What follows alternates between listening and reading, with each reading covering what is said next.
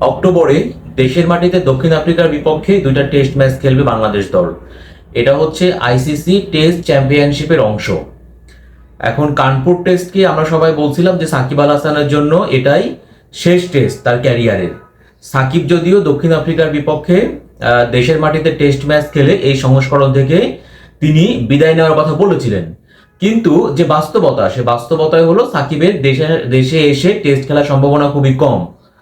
But এখানে দেখেন বাংলাদেশের যে প্রধান কোচ চন্ডিকা হাথুরুসিংহে তিনি তিনি কিন্তু এমনটা মনে করছেন না, বরঞ্চ তিনি যখন শুনেছেন যে বা তার কাছে যখন প্রশ্ন করা হলো যে এই কানপুরে কি সাকিব তার টেস্ট ক্যারিয়ারের শেষ ম্যাচটা খেললেন কিনা, এই লঙ্কান কোচ কিন্তু অবাক হয়েছেন এবং তিনি কিন্তু বলেছেন যে মানে এমনটা কেন, তিনি তো জানেন যে সাকিব দক্ষিণ আফ্রিকার বিপক্ষেও টেস্ট ম্যাচ খেলবেন। এর অর্থটা আসলে কি? মানে তাহলে কি দেশের মাটিতে দক্ষিণ আফ্রিকার বিপক্ষে বাংলাদেশ দল যে টেস্ট ম্যাচ খেলবে সেখানে কি আমরা সাকিব আল হাসানকে পাবো আমরা? যেহেতু লঙ্কান কোচ বলছেন, লঙ্কান কোচ মনে করছেন মানে সাকিবের মতো এত বড় একজন ক্রিকেটার তিনি তার শেষ ম্যাচটা কানপুরে খেলেছেন, এটা কিন্তু তিনি বিশ্বাস করছেন না। যেহেতু সাকিব নিজ থেকেই বলেছেন তিনি দক্ষিণ আফ্রিকার বিপক্ষে দেশের মাটিতে শেষ টেস্ট ম্যাচ খেলতে চান। সো এই প্রেক্ষাপট থেকেও কিন্তু হাথুরুসিংহে তার দলের সেরা অস্ত্র, সেরা অলরাউন্ডার সেই সাকিব আল হাসানকে দক্ষিণ আফ্রিকার বিপক্ষে টেস্ট ম্যাচে চান। এমনকি তিনি কিন্তু কথাও বলেছেন যে সাকিবের মতো হুবহু এরকম একজন অলরাউন্ডার আর কখনো আসবে না বাংলাদেশের ক্রিকেটে। তার মানে আপনারা বোঝেন যে সাকিব আল হাসান বাংলাদেশ ক্রিকেটের জন্য কতটা গুরুত্বপূর্ণ এবং কতটা অপরিহার্য একজন সদস্য, যে কোচও মনে করেন যে সাকিবের মতো এরকম অলরাউন্ডার মানে এরকম হুবহু অলরাউন্ডার বাংলাদেশ ক্রিকেটে আর আসবে না। এখন দেখেন এই হাথুরুসিংহে তার কিন্তু যে কোচিং ক্যারিয়ার বাংলাদেশে সেটার খুব বেশি দিন নাই। আমরা জানি যে 2025 চ্যাম্পিয়ন্স ট্রফি পর্যন্ত বিসিবির সঙ্গে হাথুরুসিংহের চুক্তি করা আছে এবং যে কোনো সময় হাথুরুসিংহকে বাদ দেওয়া হতে পারে, হয়তো বা হতে পারে যে 25 চ্যাম্পিয়ন্স ট্রফিটা তার শেষ, তার সঙ্গে আর চুক্তি নবায়ন করবে না। তো এই যে সময়টা, এই সময়ে বাংলাদেশ দল কিন্তু আর খুব বেশি টেস্ট ম্যাচ খেলার, তাদের কিন্তু যে আইসিসি তে টেস্ট চ্যাম্পিয়নশিপের চক্র সেখানে কিন্তু খুব বেশি মানে টেস্ট খেলার সুযোগও কিন্তু নেই।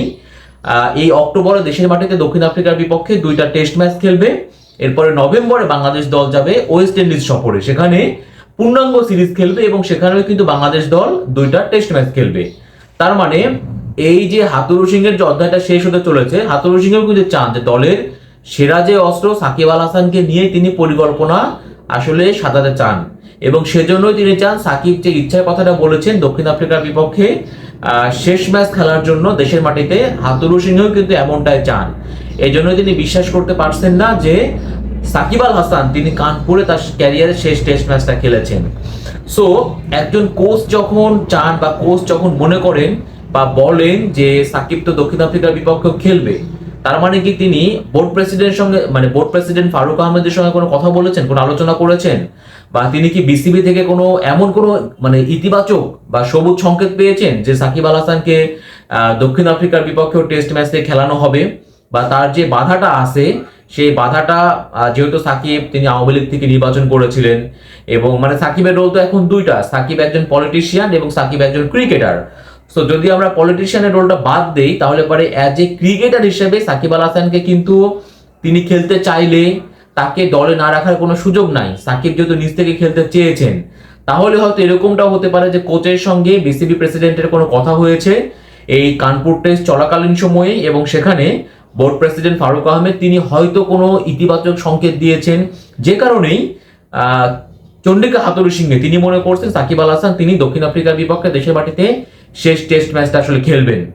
তো সামনে কিন্তু অনেক কিছুই হতে পারে। তার মানে আমরা অনেকেই হয়তো ভাবছিলাম যে কানপুরে সাকিব অধ্যায় সমাপ্তি হয়েছে, কিন্তু আসলে সাকিব অধ্যায়ের শেষ হয়েও কিন্তু হলো না।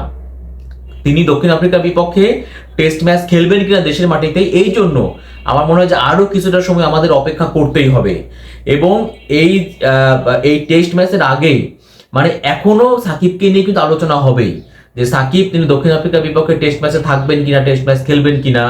অর্থাৎ সাকিব এমন একজন ক্রিকেটার, তিনি নিজেকে এমন একটা অবস্থানে পৌঁছে দিয়েছেন যে অনেক ক্রিকেটার থাকেন না যে তারা অনেক সময় পারফরমেন্স করেও দল থেকে আসলে বাদ পড়ে যান বিভিন্ন কারণে, বিভিন্ন প্রেক্ষাপটে, কিন্তু সাকিব এমন একজন ক্রিকেটার নিজেকে এমন একটা অবস্থানে পৌঁছে দিয়েছেন যে তিনি যদি পারফরমেন্স নাও করেন, তারপরেও তাকে নির্বাচকরা বিবেচনা করতে বাধ্য হন। এবং তিনি এমন একজন অলরাউন্ডার যে তিনি যদি ব্যাটিং এ পারফরমেন্স না করেন তাহলে পারে বোলিং দিয়ে পুষিয়ে দেন, আবার যদি বোলিং এ পারফরমেন্স করতে না পারেন ব্যাটিং দিয়ে পুষিয়ে দেন, যেটা আমরা কানপুর টেস্টে দেখেছি। তিনি ব্যাটিংটা ঠিকঠাক মতো করতে পারেননি, রান পাননি, এক ইনিংসে 9 রান করেছেন, এক ইনিংসে 0 রান করেছেন, কিন্তু বল হাতে তিনি সেটা পুষিয়ে দিয়েছেন 4 উইকেট নিয়ে।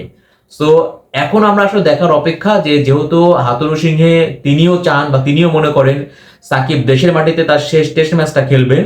সো আমরা এখন দেখার অপেক্ষা যে সাকিবকে নিয়ে যে আলোচনাটা হচ্ছে, যে আলোচনাটা চলছে, সেই আলোচনাটা কতদূর পর্যন্ত গড়ায় সাকিব কি দক্ষিণ আফ্রিকার বিপক্ষে টেস্ট ম্যাচটা খেলেন কিনা, বা তার যে শেষ ইচ্ছা তিনি এই দক্ষিণ আফ্রিকার বিপক্ষে ম্যাচ খেলে অবসর নিতে চান, তার সেই ইচ্ছেটা বা তার সেই চাওয়াটা আসলে বিসিবি পূরণ করে কিনা। এই জন্য আমাদের এখন অপেক্ষা করা ছাড়া, মানে সাকিবের টেস্ট থেকে সাকিব অধ্যায়ের সমাপ্তি হয়েছে এ কথা কিন্তু আমরা এখনই বলতে পারছি না। এজন্য আমাদের আরো কিছুটা সময় অপেক্ষা করতে হবে।